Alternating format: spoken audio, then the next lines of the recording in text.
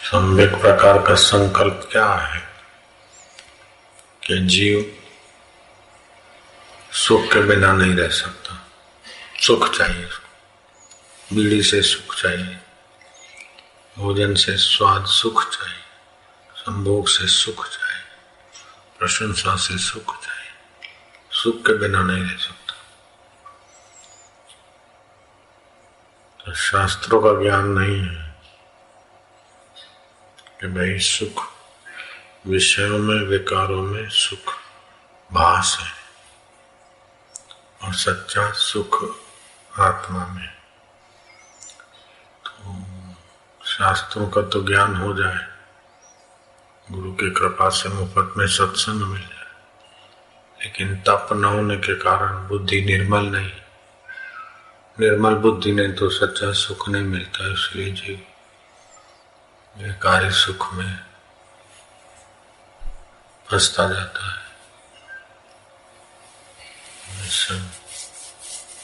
દાદરની દવા કરો, ખંજવાળ કરો એટલે થોડું સારું લાગે। અમેરિકા જાવ તો નિરાશ થાય, આટલું થાય તો નિરાશ થાય, છેવટે શમશાનમાં જઈએ તો નિરાશ થાય, શમશાનમાં નિરાશ નથી।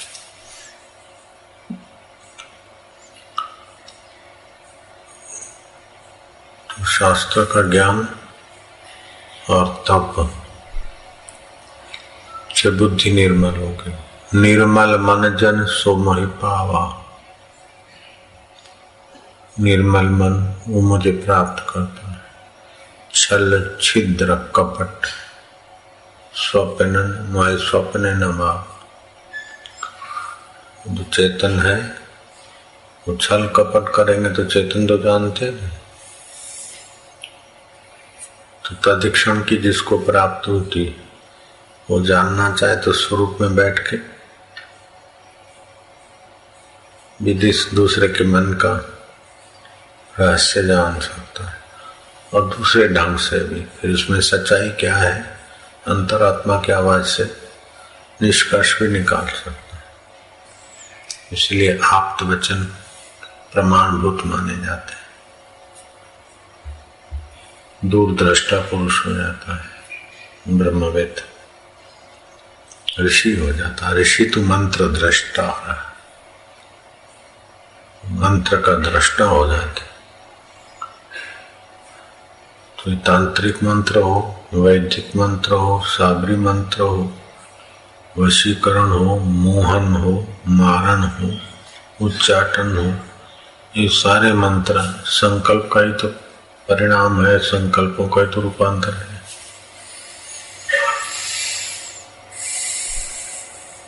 तो विषय विकारों में जाएंगे तो संकल्प सामर्थ्य नाश हो जाएगा और प्राण शक्ति निम्न हो जाएगी। नीचे के केंद्रों में निम्नता आ जाती, ऊपर के केंद्रों में श्री कृष्ण भले गोपियों के बीच दिखते हैं, गोपियां उनको पति भाव से यार भाव से देखती है, लेकिन कृष्ण कौन से केंद्र में है, कुछ कृष्ण कहाँ है, वो तो कोई दूसरे श्री कृष्ण कृष्ण जी की महिमा जाने। ऐसे बुद्ध है, महावीर है या और ब्रह्मवेता है, कबीर जी है, तो उनकी स्थिति इतना विरोध हो रहा है पंडों का, वैश्या गले पड़ रही है, फिर भी कबीर जी उद्विग्न नहीं हुए, विचलित नहीं, क्योंकि बुद्धि निर्मल है, शास्त्रों का ज्ञान। तो मति को निर्मल करने के लिए तप की आवश्यकता है और तप में भी जितना ईश्वर प्रणिधान होगा, गुरु कृपा होगी, उतना तप सुचारू रूप से होगा और फलित होगा। जितना जीवन में नियम निष्ठा होगी। गांधी जी क्यों महान हो गए, पूजनीय हो गए, माननीय हो गए? सभी पार्टी के लोग गांधी जी के लिए बोल के अपना खिचड़ी से पका लेते। गांधी जी का चित्र रख लेते हैं कई दुकानों वाले, कई ग्राम उद्योग वाले। हम तो गांधी जी के नाम से इतना कैसे चल रहा है? गांधी जी अपना नाम का ब्रांड लेके चलाते तो भी इतने साबुन नहीं बिकते जितना ग्राम गांधी ग्राम उद्योग के नाम से बिकते। संभाल संभाल के एक आदमी मर जाए, थक जाए, तो भी इतना नाम नहीं होगा, क्योंकि सुख लेने की भावना की अपेक्षा पर दुख कातरता मानवीय संवेदना से उनका हृदय द्रवित हो गया। तो दूसरों के दुख निवारण के लिए दुख सह लिया, कष्ट सह लिया, अंग्रेजों के जुल्म सह लिए, तो लाचार होके नहीं सहे, तप से सहे तो और तेज हो गया उसका परिणाम। अपने लिए सहते हैं तो मजूर है, लेकिन परहित के लिए सहा, तो परहित के इसलिए सहा तो तप हो गया।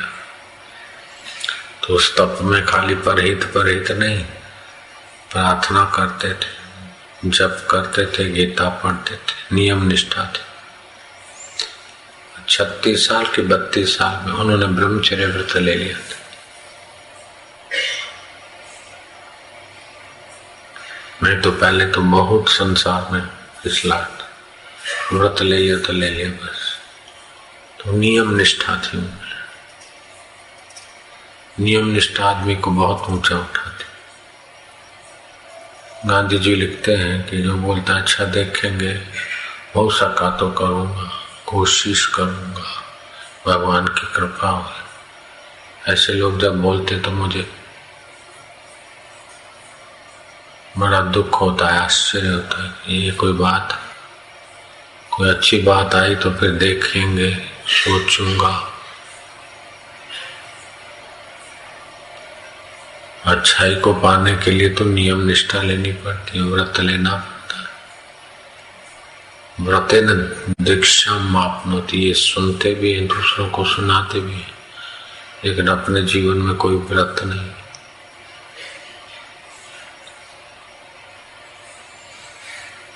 कुछ ऐसे संत लोग होते हैं भाई, सुबह उठे, नहाए धोए, ध्यान भजन किया, अपना भूख लगी, दूध बोध पिया, लेकिन जब तक नियम नहीं किया तब तक नहीं पीना तो नहीं पीना।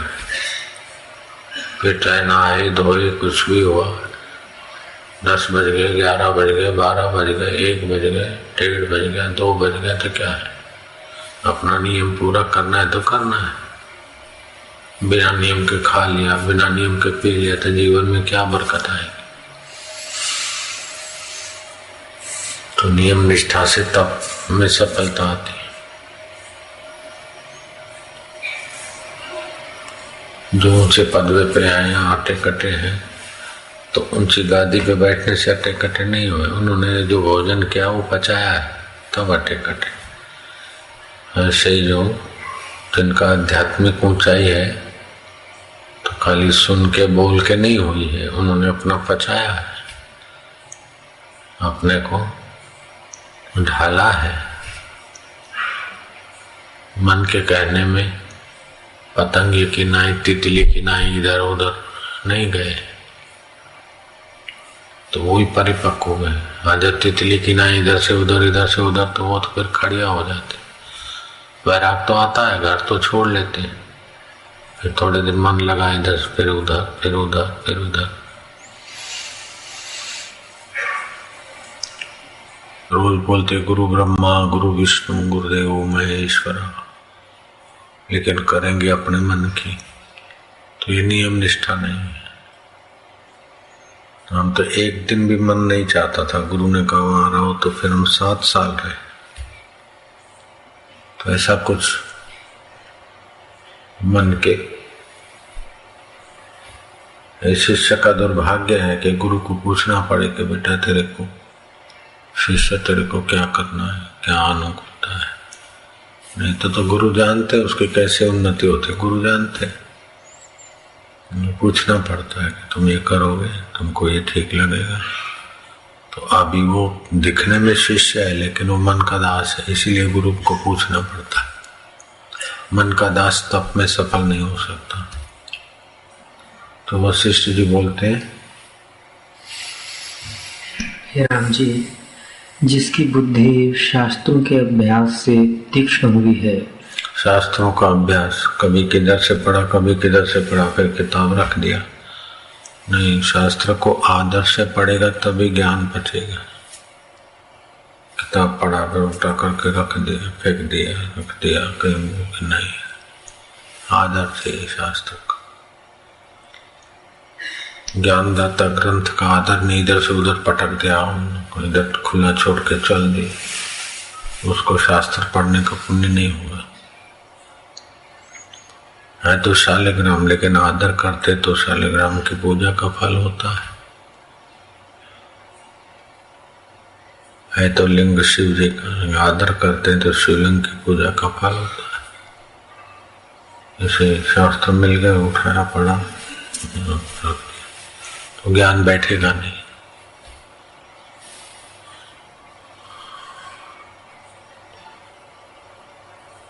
तो आदर सहित शास्त्र का अध्ययन कर, आदर सहित अपने व्रत का पालन कर। तो जो व्रत का, शास्त्र का और गुरु वचन का आदर करता है वो चिर आदरणीय हो जाएगा। और जो आदर नहीं करेगा वो तिकड़मबाजी कितनी भी करे, आदर उसका हो ही नहीं सकता, टिक ही नहीं सकता। कार्य कारण के नियम।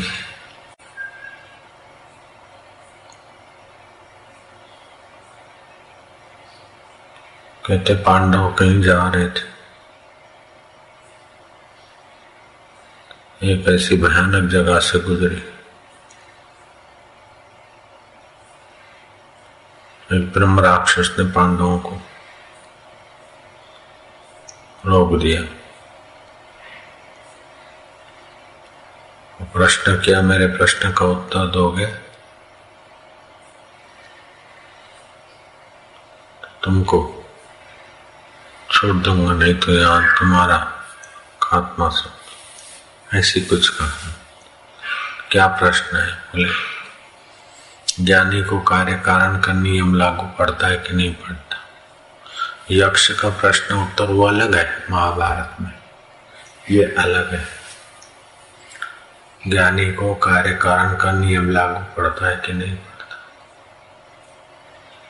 समझो शास्त्र का ज्ञान पा लिया, बुद्धि सूक्ष्म कर ली तप करके, पर ब्रह्म परमात्मा के सुख में स्थिति कर ली, फिर उसको कार्य कारण का एक सृष्टि के नियम लागू पड़ते हैं कि नहीं पड़ते। अगर पढ़ते हैं तो निर्बंध कैसे, और नहीं पढ़ते हैं तो फिर उसका शरीर बीमार होता है, मरता है, खाता है, पीता है, सब कैसे।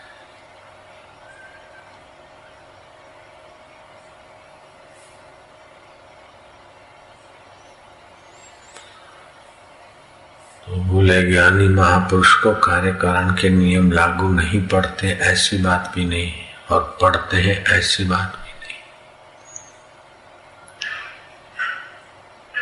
तुम ऐसा सवाल, बढ़िया सवाल कैसे लाते हो, कैसे पूछते? बोले मैं पूर्व काल में बड़ा पंडित था, उपदेश करता था, शास्त्र पढ़ के भाषण ठोका, तो उसमें शास्त्र की अवज्ञा हो गई।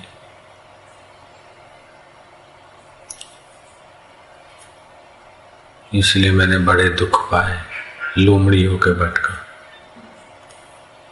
चिल्लाता रहा, हाउ हाउ हो। शास्त्र की व्याख्या करने का अधिकार नहीं था, व्याख्या करता रहा। सम्मान भी होता था पंडिताई के कारण। वाणी वैखरी शब्द चरे भुक्तये न तू मुक्तये। भोग विलास का साधन बना लिया, यश का, भोग का साधन बना लिया था शास्त्र को। इसलिए मेरी बहुत दुर्गति हुई। मैंने अनुनय विनय किया संयमपुरी के अधिष्ठाता को। तो बोले जब ज्ञानी शास्त्र के विषय में, ब्रह्मवेता के विषय में पूछोगे और उचित उत्तर मिलेगा, तब तुम्हारी लोमड़ी आदि दिन नीच योनियां पाते पाते कोई भी योनि में जाओगे, जब ये प्रश्न का तुमको उत्तर समाधान मिलेगा और तुम संतुष्ट रहोगे, तब तुम्हारा समझो कर्म कट गया, सदगति हो जाएगी। विद्वान तो हो तुम। तो ये शरीर तो मरता है, सूक्ष्म शरीर तो रहता है ना जन्मों के बाद भी, तो उसमें संस्कार भी रहते हैं अपने। तो युधिष्ठिर महाराज, आप जैसे महापुरुष के सिवा मेरा और कौन समाधान करेगा। युधिष्ठिर ने कहा, ज्ञानी को कार्य कारण के नियम लागू पड़ते हैं, ऐसी बात नहीं। और तुमने शास्त्र पढ़े और फिर तुमने देखा लोकाचार में तो ज्ञानी ऐसा होता है, ऐसा होता है, ऐसा होता है, तुम भाषण ठोकते रहे, उसका अपराध हो गया। शास्त्र को ऊपर ऊपर से वचनों को पढ़ के रहस्य जाने बिना शास्त्र की व्याख्या करने का दोष लगा है तुमको।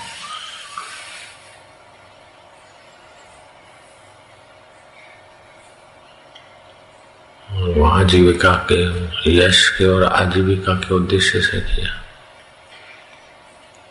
आत्म शांति के लिए करते तो किसी महापुरुष की आज्ञा में रहते, तब करते,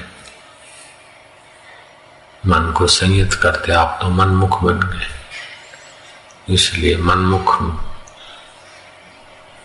योनियों में गए। जैसे जीव हम अपने मन से भटकते रहते हैं, लुंगड़ी होके भी भटके, सुअर होके भी भटके, गीद होकर भटके, ऐसे कई गिदड़ होके भटके, कई योनियों में भटके। बोले बहुत थका हूं, थोड़ा बहुत जब तब का प्रभाव था, इसलिए ब्रह्म राक्षस हुआ। और ये वरदान मिला कि तुम्हें कोई पुरुष मिल जाएंगे, तो जब तुमने ठीक उतर पाया तो तुम्हारे सारे दोष मिट जाएंगे, तुम्हें आत्म शांति मिलेगी, फिर सदगति होगी। सदगति मतलब मोक्ष हो जाएगा, ब्रह्म साक्षात्कार नहीं, नीच गति है तो सदगति, सात्विक गति होगी, फिर उसमें यात्रा करना। सदगति का मतलब है नहीं कि साक्षात्कार हो जाए।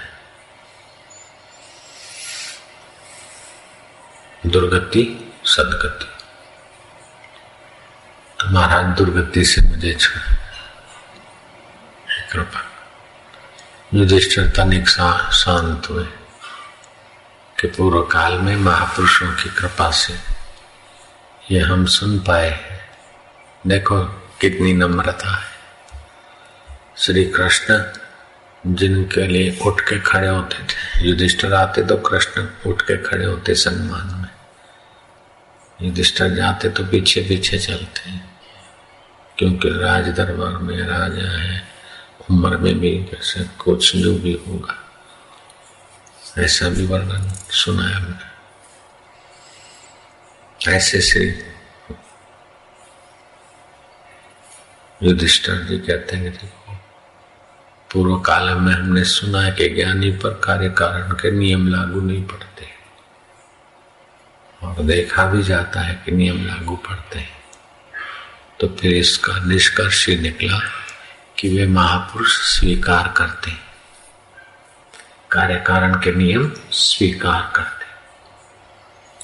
ज्ञानी जहां बैठे हैं वहां नियम लागू नहीं पड़ता, और लोग जहां उन्हें देखते हैं वहां नियम लागू पड़ता है। इसलिए ज्ञानी स्वीकार करते, हाँ भाई हमने खाया, हमने बोला, हमने किया, हमने वो किया, हमने ये किया, हम ऐसे कार्य कारण के नियम को स्वीकार करके व्यवहार करते। बाकी तो उस ब्रह्म में टिकने के बाद क्षीयते चास कर्माणि तस्मिन् दृष्टि पारावारे, उनके सारे कर्म बंधन कट जाते, मुक्त हैं तो फिर नियम लागू पड़ा तो मुक्त कैसे, और नियम लागू नहीं पड़ते तो खाते पीते कैसे। भूख भी लगती है, शरीर बीमार भी होता है, बूढ़ा भी होता है। तो हम लोगों को ज्ञानी दिखता है शरीर, और ज्ञानी कहाँ है। जब तक ज्ञान नहीं होता तब तक नहीं पहचान सकते। तो भगवान की लीला भगवान ही जानते, अपन क्या जाने। ब्रह्म की लीला ब्रह्म ही जानते। कहा नानक सब तेरी वडियाई, कोई नाम न जाने मेरा, ये नाम जो जानते हैं तो शरीर का नाम है, इसी को मेरा बोलते हैं। तुम ही जानो, तुम ही जानो। हाँ जी। हे मुनीश्वर, जो ज्ञानवान पुरुष हैं वे परम समाधि में स्थित हैं, उनको उत्थान कदापि नहीं होता। उत्थान नहीं होता। अभी ध्यान में है, अभी बाहर उठे, अभी बोले ये या हमको दिखता है तो ज्ञानी स्वीकार करते कि हम आए, हम मिले, स्वीकार करते। बाकी उनको समाधि से उत्थान कभी नहीं होता। सदा समाधि संत के आठों पैर आनंद, अकल मता कोई उपजा गिने इंद्र को रंग। इंद्र का पद भी तुझ लगता तो पीएम पद की क्या बात है, वो तो दे डालते हैं संकल्प मात्र से। भिक्षा मांग के खाएंगे और राज्य का दान कर देंगे, उनको कौन, मच्छर से तो डरते और शेर को पालतू बना देते। ऐसे इनकी गति, धीरा की गति धीरा जाने।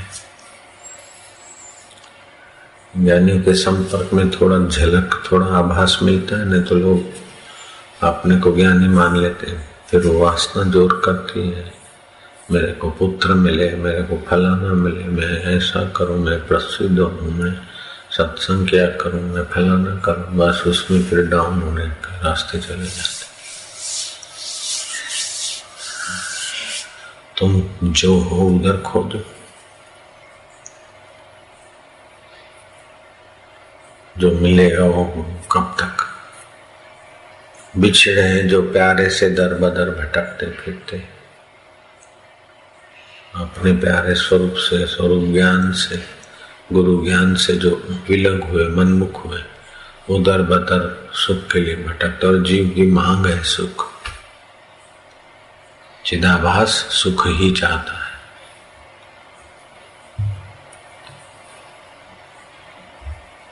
जो भी कुछ करते सुख के लिए करते, लेना देना ये वो। तो ज्ञानी सुख लेने के लिए सत्संग करेंगे, ज्ञानी स्वीकार कर लेगा कि हाँ भाई अच्छा लगा सुख को मैंने। ज्ञानी अपने आप में सुखी होता है, वो सुख का दाता होता है। वो कुछ करके सुखी हो जाए ऐसा नहीं होता उनमें। एक ज्ञानी मुक्त होता है सुख की वासना से, बाकी सब सुख की वासना से कर्म बंधन न पड़े।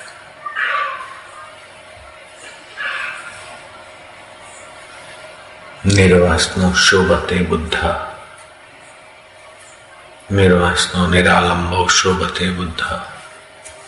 वासना रहित किसी चीज, वस्तु, आकृति का अवलंबन नहीं, वो बुद्ध पुरुष शोभा पाता है। तस्य तुलना की न जाए,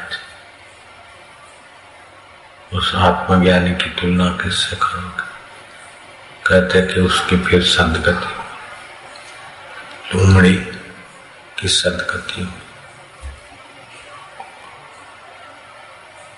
लूमड़ी के शरीर ब्रह्म राक्षस के शरीर में कई शरीरों में बैठ के एक स्वस्वरूप का बोध मिलने से जो पुण्य हुआ, तो ये ज्ञान सुनने से भी पाप नष्ट होते हैं। सत्संग सामर्थ्य पाप नष्ट है। પોતાના તરફથી આગ્રહ ન રાખે કે મારે આવવું જોઈએ, મારે આવવું જોઈએ। બસ મને ઈશ્વર પ્રાપ્તિ થઈ જાય। પ્રભુ એવો દી દેખાડ, બોલાવી હું મારું ને તારામાં ડૂબાડ। આ શરીર હું છું, આ ઘર મારું છે, આ ડોલર મારા છે, આ પૈસા મારા છે, આ ઇજ્જત મારી છે, આ નામ મારું છે। એ બધા મનના ખેલ છે, એ બધું મન કહે છે। અને ઊંઘી જવા તો કાંઈ નહીં, સમાધિમાં હોવા તો કાંઈ નહીં, પણ સમાધિમાં તું તો છે મારા પ્રભુ। ઊંઘી જવા તું તો છે। મનના વિચારો બદલાય, બુદ્ધિના ડિસિઝન બદલાય, પણ એને જોનાર તું કોણ? મારા વાલા, મારા ગુરુદેવ। गुरुजी हमारी संभाल लेजो। દિલડા મારીને દોરવણી દેજો. હા તો કે હું છું, મારા ઉપર વિશ્વાસ નથી, બધે હું છું, તો પછી તું ચિંતા ના કર. श्री अरविंद घोष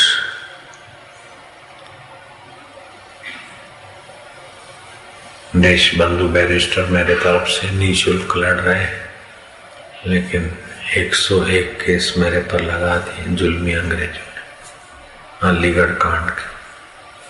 वो फांसी देने के इरादे से ब्रिटिश शासन ने मेरे पर बॉम्ब कांड का भी खटला मढ़ दिया है.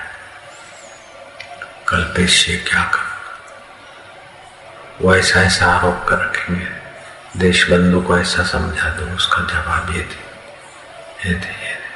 क्या करो. सोते सोते जो कहा है अंदर में है, जब सब मैं हूं तो तू चिंता क्यों करता है. लेकिन कल तो फतवा है, जजमेंट है, 1 साल पूरा होता है, कल का 1 दिन ऊपर होगा. मेरे जीवन और मौत का डिसीजन कल है, न्यायाधीश के हाथ.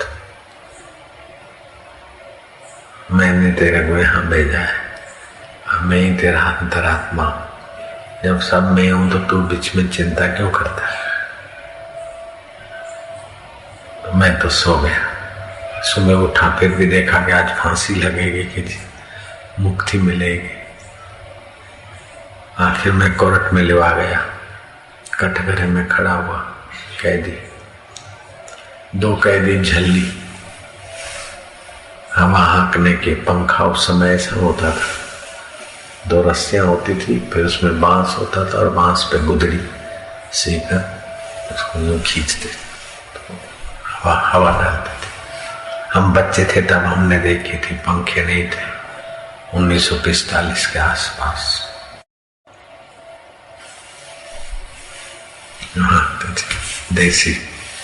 देसी पंखे थे. तो वो झल्ली बोलते थे सिंधी भाषा. तो हाँकने वाले तो जेल से बुलाए जाते थे, न्यायाधीश, सरकारी वकील, और वो पंखा हाँकता. मैं कटघरे में. हमारा देश बंधु आज मेरे जीवन और मौत का फैसला देखने के लिए भारत माता की आजादी से उमड़ते हुए दिलों ने प्रांगण भर दिया. मैं सोचता हूँ क्या होगा. सोचते सोचते मेरे विचार करूँ कि आज मैंने फांसी મળશે કે શું થશે. विचार करता करता, प्रार्थना करता करता हमारा डोरा से ऊपर चढ़ी गई. तिलक करा दिया, आंखों मारी ऊंची आई, आंखों बंद થઈ ગઈ ઊંચી ઊંચી आई. તો મને દેખાયું કે જજમાં મારો ઈષ્ટદેવ બેઠો છે, સરકારી વકીલમાં પણ એ પેલા कैदी, वो जो कैदी है उनमें भी वही, और देश भक्ति से भरे हुए लोग जो आए उनमें भी वही है. जब सर्वत्र मैं हूं तो तू चिंता करता है. मैं निश्चिंत हो गया. केस चला.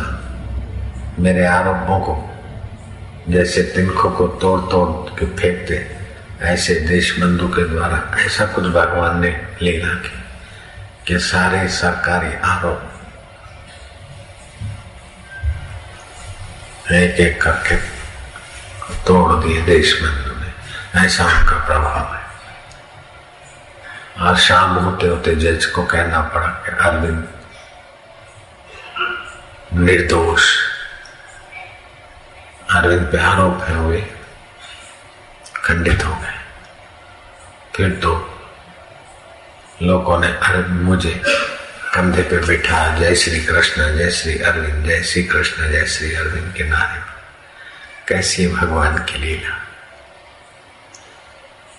तो ये उपासक प्रार्थना से, अर्थात अहम प्रार्थना क्या है कि अहम की विश्रांति लेकर अपने संकल्प को निश्चिंतता देने की रीत है. योग क्या है कि अपने चित्त को एकाग्र करने की रीत है. आशीर्वाद क्या है कि अपने संकल्प में सहायक संकल्प की मदद. श्राप क्या है कि अपनी उद्दंडता को मनमुक्ता को दंड का संकल्प लगा।